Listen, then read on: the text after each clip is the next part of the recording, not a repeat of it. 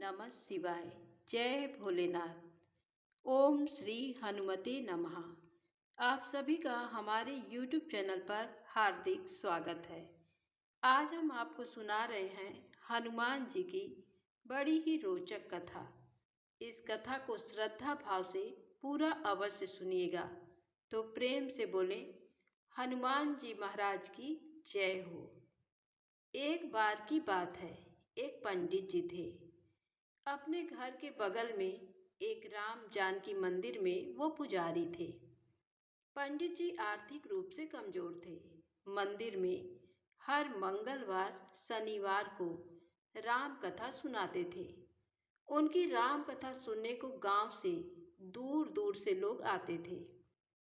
पंडित जी बहुत अच्छा भजन भी गाते थे। सब भक्तों के लिए आसन बिछाया जाता था। वहीं पंडित जी अपने बगल में राम कथा कहते समय एक झूला रखते थे। पंडित जी को विश्वास था कि राम कथा कहते समय हनुमान जी भी आते हैं और उसी झूले पे विराजमान होकर राम कथा सुनते हैं। सभी लोग उनकी भावनाओं का सम्मान करते हुए पूरी राम कथा के दौरान उस झूले के सामने हाथ जोड़े बैठे रहते। पंडित जी पूरे मगन होकर राम कथा सुनाते और भजन गाते। पंडित जी का एक वकील दोस्त भी था। वकील साहब काफी पढ़े लिखे विद्वान आदमी थे। शाम को वो भी राम कथा सुनने आया करते थे। पंडित जी से उनकी अच्छी दोस्ती हो गई थी। पंडित जी से घंटों बैठकर धर्मशास्त्र पे चर्चा भी करते थे। एक दिन वकील साहब से नहीं रहा गया। उन्होंने पंडित जी से पूछा, अरे पंडित जी, ये राम कथा सुनाते समय ये जो खाली झूला आप सबके सामने रखते हो वो हमें बड़ा अखरता है। खाली झूला रखने का क्या मतलब? अच्छा नहीं लगता। सब उस खाली झूले के सामने हाथ जोड़े बैठे रहते हैं। ये भी भला कोई बात हुई? तब पंडित जी ने कहा, अरे वकील साहब, ये कोई मामूली झूला नहीं है। स्वयं हनुमान जी इस पे आकर विराजमान होते हैं मेरी राम कथा सुनने के लिए। अब वकील साहब ठहरे पढ़े लिखे आदमी। पढ़ा लिखा आदमी बिना सबूत के कहाँ मानने वाला। तो भला झूले पे हनुमान जी विराजमान होते हैं ये बात कैसे मान लेता? वो भी एक अनपढ़ पंडित जी की बात। अब पंडित जी और वकील साहब में वाद विवाद बढ़ता गया। मामला गर्म हो गया।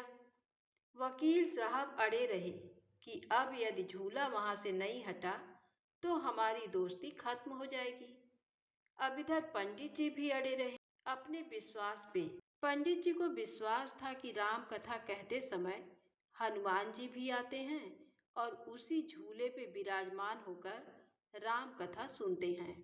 आपको मानना हो मानो, न मानना हो न मानो। अब वकील साहब ठहरे बुद्धिजीवी। उन्होंने कहा, अच्छा पंडित जी, चलिए शर्त लगाइए। अगर कल सबके सामने आप ये साबित कर देते हैं कि वास्तव में हनुमान जी आपकी राम कथा सुनने आते हैं तो मैं अपनी वकालत छोड़कर आपके इस मंदिर में आजीवन आपका सेवक बन जाऊंगा। और अगर आप ये साबित ना कर सके तो आपको मेरे ऑफिस का चपरासी बनना पड़ेगा, वो भी सारी उम्र के लिए।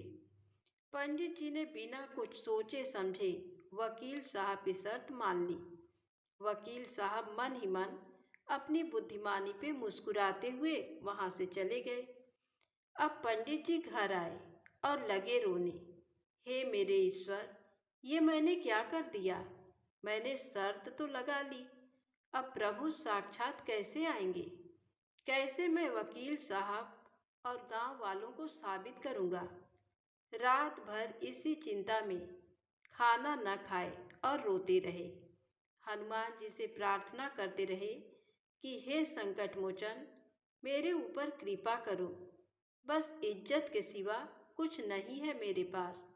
वो भी सारी जिंदगी वकील के यहाँ चपरासी बन गया तो जाती रहेगी। मेरी सहायता करो ईश्वर। मुझे पता है आप मेरी राम कथा सुनने जरूर आते हो। पर देखा तो मैंने भी आपको नहीं है, तो सबको कैसे साबित करूँगा। यही सोचते सोचते, रोते रोते पंडित जी की रात जगते जगते बीती। दूसरा दिन आ गया, राम कथा का समय हो गया। पूरे गांव में ये शर्त वाली बात सबको पता चल चुकी थी।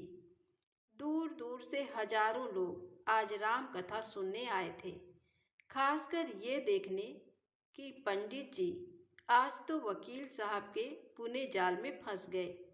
अब तो पंडित जी चपरासी बने। खैर, वकील साहब भी आ गए। राम कथा शुरू हुई। झूला लगा हुआ था, एकदम स्थिर झूला। राम कथा सुनाते सुनाते 45 मिनट बीत चुके थे। कथा का अंत आ रहा था। सभी लोग टकटकी लगाए झूले की तरफ देख रहे थे। कहीं कोई हलचल नहीं। कथा समाप्त हुई। वकील साहब अपनी संभावित विजय पर मन ही मन मुस्कुराए जा रहे थे। पंडित जी हमेशा की तरह राम कथा समाप्ति के बाद राम भजन गाने लगे। आज उनके स्वर में एक अजीब सी कशिश थी। गाए जा रहे थे, आंखों से आंसू झरझर बह रहे थे। हजारों की भीड़ खामोश, टकटकी लगाए झूले की ओर देखती। भजन की धुन और तेज। तभी झूला हिलने लगा। लोगों की सांसें जहां की तहां अटकी। झूला धीरे धीरे हल्की गति से हिलने लगा। पंडित जी मगन होकर राम धुन गाए जा रहे थे, आंखें बंद करके। झूला ऐसे आगे पीछे हल्के हल्के डोलने लगा, जैसे कोई उस पे बैठ के आराम से झूला झूल रहा हो। वकील साहब की आंखें और वहाँ हजारों लोगों की आंखें फटी की फटी रह गईं। जोर जोर से सब लोग चिल्लाने लगे, जय श्री राम, जय श्री राम, पवन पुत्र हनुमान की जय। पंडित जी गाए जा रहे, झूला हिलता जा रहा। गांव वाले जय श्री राम का आवाहन करते हुए, क्या गजब का माहौल था वो। वकील साहब बस रोते जा रहे थे ये दृश्य देखकर। भजन खत्म हुआ। पंडित जी ने आंखें खोली। उन्होंने कुछ देखा ही नहीं, बस आंखें खुली तो देखा वकील साहब उनके चरणों में पड़े हुए हैं। पूरा गांव भक्तिमय नारे लगा रहा। तभी वकील साहब रोते हुए बोले, मुझे माफ कर दीजिए पंडित जी, मैं सारी उम्र के लिए आपका सेवक हुआ। आज स्वयं पवन पुत्र मेरे घमंड को तोड़ने के लिए यहाँ आए थे। आप जीते, मैं हारा। तो सच है, प्रभु बुद्धि वाले के बुलाने पे नहीं आते।